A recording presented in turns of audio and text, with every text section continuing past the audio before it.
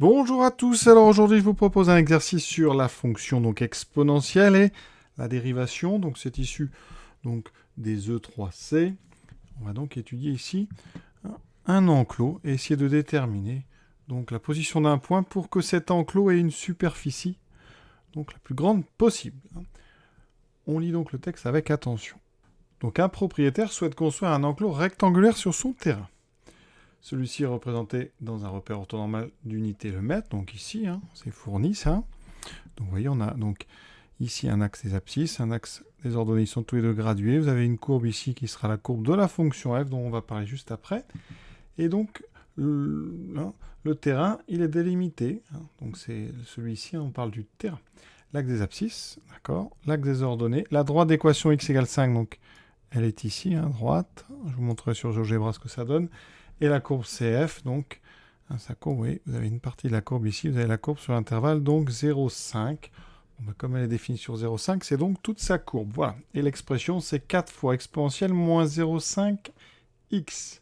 Et ensuite, donc, dans ce terrain, on va faire un enclos. Alors l'enclos, vous voyez, il est ici. Il est délimité par 4 points. Donc ça forme un rectangle. Donc à l'origine, un point A ici d'abscisse x. Le point B qui correspond sur la courbe. Un point C qui correspond finalement au point B. Et on vous demande justement de rendre ce terrain jaune ici, cet enclos, le plus grand possible. Donc trouver la valeur de x pour que l'enclos ait une superficie la plus grande possible. Voici donc sur GeoGebra. Alors ici la courbe de f sur 0, 5. J'ai tout préparé ici, le point O, le point D. Donc regardez bien, le point petit a, le point, grand A, grand B, grand C, mon polygone. Voilà. Sur le polygone, je peux afficher la valeur de l'air, donc afficher l'étiquette, mais ici, il peut m'afficher la valeur. Donc ici, valeur, voilà, vous allez voir, c'est très très pratique. Ici, donc, alors moi je voulais la valeur, je ne sais pas pourquoi il n'affiche pas la valeur, donc on va revoir ça. C'est valeur que je veux, voilà. Et quand je bouge mon curseur, l'abscisse de A bouge, vous allez voir, et mon enclos comme ça, eh bien, il se dessine. Et on regarde ici, avec GeoGebra, on a 2,78. Et on cherche la plus grande valeur. Donc, approximativement, on va avoir une plus grande valeur qui est 2,94. Vous voyez, vers ici. Donc, le point A va être au niveau du 2, donc tout près de 2. Donc, on va confirmer ça par donc, notre étude. On est parti. Première étape, justifier que la superficie de l'enclos en mètres carrés donnée par donc une expression en fonction de x, 4x exponentielle moins 0,5x. Voilà, donc ici, qu'est-ce qu'on sait? Donc les choses importantes. Donc O, c'est l'origine du repère. Ça, première chose, donc O, c'est l'origine. Donc O a pour abscisse, donc 0, 0. Ensuite, B appartient à la courbe. Ensuite, A et C sont sur l'axe des abscisses. Et on a un rectangle, d'accord? D'accord, comme OA est donc une horizontale, ça veut dire que donc, alors on va mettre OABC est un rectangle. Donc ça veut dire, vous avez bien compris, le schéma est assez clair, XA est égal à XB. Et comme x est l'abscisse du point A, ça veut dire est égal à x. Ensuite, B appartient à la courbe de f, et xb est égal à x. Donc, yb, comme il est sur la courbe, c'est donc l'image de son abscisse, f de x. Donc, deuxième coordonnée, le point B a pour coordonnée donc x, f de x. Donc, voilà déjà quelque chose d'important. Ensuite, on est sur 0,5, d'accord? Donc x appartient à 0,5, donc x est positif. Et donc, ça veut dire que la longueur OA, eh bien, elle va mesurer donc l'abscisse de A. C'est donc x en mètres. Ensuite, il me faut la longueur AB. AB, A et B ont même abscisse, donc AB est égal à f de x, puisque f de x, je ne l'ai pas dit, c'est un exponentiel, je vais peut-être quand même le dire. Si on sait que, c'est très important, pour tout x, pour tout grand x réel, on sait qu'exponentielle grand x est strictement positif. Donc ici, eh bien, pour n'importe quel x appartenant à 2, enfin à 0, pardon, 5, eh bien f de x est un exponentiel fois 4, donc f de x est aussi positif, même strictement positif. Alors comme c'est supérieur ou égal à 0, Ça veut dire que l'air, ça sera base fois hauteur. Ici, on a un angle droit, pas de problème. Donc longueur fois largeur. Donc l'air de OABC, qui est un rectangle, c'est donc x fois f de x. C'est-à-dire, donc, x fois 4 exponentielle moins 0,5x. Et donc 4x exponentielle moins 0,5x. Ensuite, on sait que OA est en mètres, puisque x, on nous le dit, c'est en mètres. Hein. Ça, eh bien, c'est quand même précisé au début, hein, je vous le dis, c'est unité le mètre. Hein. Ensuite, f de x, mais donc, c'est en mètres aussi. Donc, on a bien ici l'air en mètres carrés. Donc, c'est bien ce qu'on nous proposait. Deuxième question, un calcul de dérivée. Alors ça, c'est très classique. D'abord, on vous dit qu'elle est dérivable, ça évite de justifier. Ça, c'est pas toujours facile en première de bien justifier. Hein, mais pour justifier, il faut remarquer quoi?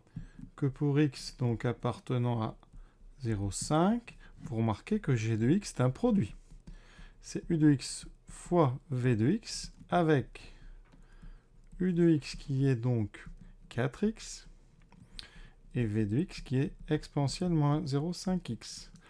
U et V, ce sont deux fonctions dérivables sur 0,5, donc comme produit, j'ai dérivable. C'est ce qu'il faudrait écrire si on devait le justifier. Ensuite, on a besoin de U' et V'. Pourquoi? Parce que vous devez bien connaître la dérivée d'un produit. Un produit est dérivable si les deux facteurs sont dérivables, et c'est U'V plus UV'.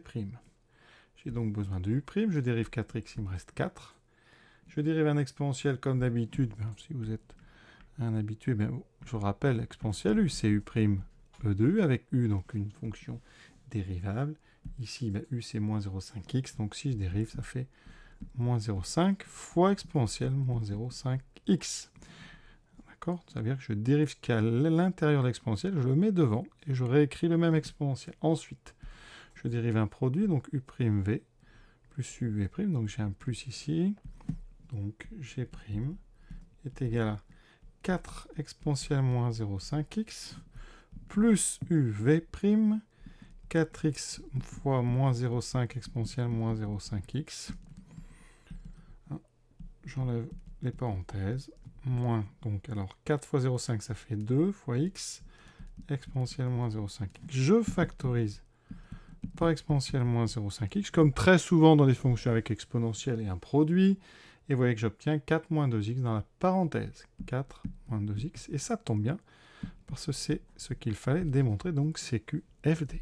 Petite remarque sur GeoGebra. Alors, regardez, je vais tracer G de x. Alors, G de x, ici, alors je vais lui dire, G de x, on a dit que c'était 4x exponentielle de moins 0,5x. Voilà, je ne mets pas l'intervalle. Et là, je mets tout de suite G'. Regardez ce qui va se passer. Très très pratique, eh bien, vous avez la dérivée. Alors, on peut factoriser, hein, et ça fait effectivement 4 moins 2x. Donc, vous pouvez comme ça, chez vous, rapidement, quand vous avez un exercice, vérifier la dérivée. Une petite remarque, alors, en devoir, vous n'avez pas GeoGebra, vous avez une calculatrice qui trace de façon un petit peu moins nette, mais regardez ici ce qu'on va en trouver. Une fonction, donc, g, qui est d'abord croissante, jusqu'ici, donc, cet endroit, eh bien, vous voyez, G' s'annule pour x égale 2, donc on va avoir un maximum en 2, ce qu'on avait pressenti avec notre curseur, hein, ce que je vous ai montré tout à l'heure. Pour le tableau de variation, alors pour ça, il faut, eh bien, c'est simple, pour trouver les variations de G, une méthode qui marche très bien, si G est dérivable, c'est d'étudier le signe de sa dérivée. Donc ici, il me faut le signe donc, de G' de x, qui est donc 4 moins 2x exponentielle moins 0,5x. Alors, G', c'est un produit. Pour le signe d'un produit, on fait en général un tableau de signes. Alors, on n'est pas forcément obligé, mais moi je trouve ça beaucoup plus pratique. On aura donc le signe du premier facteur, 4 moins 2x, du deuxième. On est sur l'intervalle 0, 5. Et donc ici, en faisant le produit, vous aurez le signe de f'. Et le signe de f' va vous donner les variations de f de x en fonction de x. Donc, première chose, 4 moins 2x. Alors 4 moins 2x, c'est une fonction affine. La pente, c'est moins 2. Alors je vais le mettre en jaune, ce moins 2. Ça veut dire que votre fonction affine, elle est strictement décroissante. Et donc, on va s'intéresser à l'endroit où elle s'annule. Quand est-ce que 4x moins 2 s'annule? Quand moins 2x égale moins 4. Et donc, ça fait x égale 2. et ça c'est important, vous avez une fonction affine qui s'annule en 2, elle est décroissante, donc elle va être... Alors plusieurs façons de le faire. Si c'est décroissant, vous comprenez bien qu'on a les plus d'abord, donc plus 0 moins. Sinon, il y a ceux qui ont appris la petite phrase du signe de A, la pente après le 0. Donc ici, A égale moins 2, donc c'est négatif après le 0. Sinon, il y a aussi ceux qui font une petite inéquation en cherchant où est-ce qu'on met le plus. On met le plus ici dans moins 2x plus grand que moins 4. X, attention, on divise par moins 2. On change de sens du symbole. Donc x est plus petit que 2. Donc on met un plus à gauche. D'accord ? Pour l'exponentiel, je l'ai déjà dit tout à l'heure, je crois, un exponentiel, c'est toujours strictement positif. Donc ici, pour tout x, on sait, pour tout x, alors nous on est sur 0,5, mais ici ça serait vrai sur r, et bien exponentiel moins 0,5x est strictement positif. D'accord ? Parce qu'exponentiel grand x est toujours strictement positif, quel que soit grand x. Donc ici, hop, on a plus et plus. Et donc, en faisant le produit, vous avez une fonction positive qui s'annule en 2 et négative. Et donc, f va être strictement croissante, puis strictement décroissante. Alors, quand on parle de tableau, en général, on aime bien qu'il soit rempli. Alors, là, on va utiliser la calculatrice. On va donner les valeurs en 0, en 2 et en 5. Alors, moi, j'ai quand même essayé de calculer ça à la main. J'ai 2 0. 4 fois 0, ah ben ça fait 0. G de 2 égale 4 fois 2, 8, fois exponentielle moins 0,5 fois 2. Donc ça fait 8 exponentielle moins 1. Exponentielle moins 1, ben, vous devez savoir, c'est 1 sur E. D'accord? C'est la puissance moins 1, c'est l'inverse, donc ça fait 8 sur E. Allez, je donnerai une valeur approchée après. Et l'image de 5, on n'a peut-être même pas besoin de la calculatrice. 4 fois 5, 20. Exponentielle 5 fois moins 0. 5 moins 2,5. Donc on peut l'écrire 20 sur exponentielle 2,5. D'accord? Donc ici, on peut mettre comme 0. 8 sur E. 20 sur E puissance donc 2,5. Alors on regarde à la calculatrice quand même. Aujourd'hui, on va utiliser la TI. Donc 8 divisé par E. Donc vous faites 8 divisé par E. Vous allez le chercher avec l'exponentielle, c'est 8 divisé par E. 1. Donc on trouve à peu près 2,94. Donc je vais le noter tout de suite. Voilà. À peu près 2,94. Ensuite, donc l'autre, c'est donc 20 divisé par donc E de 2,5. Voilà. Ça fait donc 1,64. Donc à peu près 1,64. Alors on verra pour la question suivante si on avait besoin d'un peu plus de précision sur l'image de 2. Mais notre tableau de variation, ça y est, il est complet. Quatrième question, où doit-on placer le point A sur le segment OD pour obtenir une superficie d'enclos maximale? Donc avec ce qu'on vient de faire, vous avez bien compris, la superficie est maximale pour x égale 2. Donc superficie max pour x égale 2. D'accord? Alors le problème, c'est qu'on nous demande la superficie en arrondissant le résultat au décimètre carré. Alors qu'est-ce que c'est qu'un décimètre carré? Je vais vous rappeler plein mal de choses déjà sur les longueurs. Alors les longueurs, vous avez les millimètres. Vous savez que dans un millimètre, dans un centimètre, il y a 10 millimètres. Donc quand on fait des conversions, on fait comme ça. On met un tableau et on met ici donc millimètre, centimètre, décimètre et ici mètre. D'accord? Donc par exemple, si vous avez 1 mètre, ben vous aurez 10 décimètres, 100 cm, 1000 mm, ça permet comme ça de convertir. Alors, ça c'est pour les longueurs. Mais pour les aires, c'est un petit peu différent. Parce que 1 cm², par exemple, c'est donc 1 cm fois 1 cm. Donc c'est 10 mm fois 10 mm, c'est-à-dire 10 fois 10, 100 mm fois mm, 100 mm².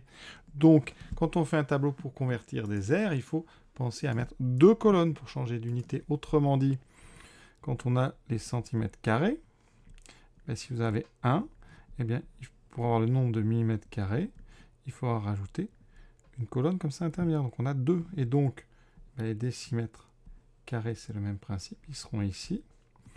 Et les mètres carrés seront ici. Donc si on a par exemple 1 mètre carré, eh bien, ça veut dire qu'on a 100 décimètres carrés. Ou 10 000 cm², ou ici 1 million de millimètres carrés. Alors dans le sujet, on peut juste dire qu'un décimètre carré, c'est donc... Enfin, on va parler de 1 mètre carré. 1 mètre carré, c'est donc, eh bien, 10 décimètres fois 10 décimètres, c'est-à-dire 100 décimètres carrés. Donc, il va falloir, comme g de x est en mètres carrés, pour avoir des décimètres carrés, garder 2 chiffres après la virgule. D'après nos calculatrices, g de 2 plutôt, c'est à peu près de 943. On va pas aller plus loin. Donc j'ai superficie max. Hein. Donc on va dire superficie max, c'est donc à peu près 2,943 mètres carrés. En décimètres, ça fera 2,943 fois 100 décimètres carrés. Donc on décale la virgule de 2. Donc la superficie max est donc à peu près de 294,3. Comme je veux arrondir au décimètre carré, je ne garde pas le virgule 3, je fais 294, donc décimètres carrés. Et on a terminé cet exercice. Alors la conversion, c'est pas quelque chose de très sympathique parce qu'on ne le fait pas toujours, mais vous voyez, rappelez-vous bien de ce que c'est qu'un décimètre. Et après, vous faites 1 mètre carré égale 10 décimètres fois 10 décimètres et vous aurez comme ça une conversion rapide et simple à faire. Voilà, et donc on regarde sur GeoGebra. Alors ma fonction g, sa courbe est ici. On a bien, vous voyez, le maximum en 2,90, 95, on ne sait pas trop. Hein.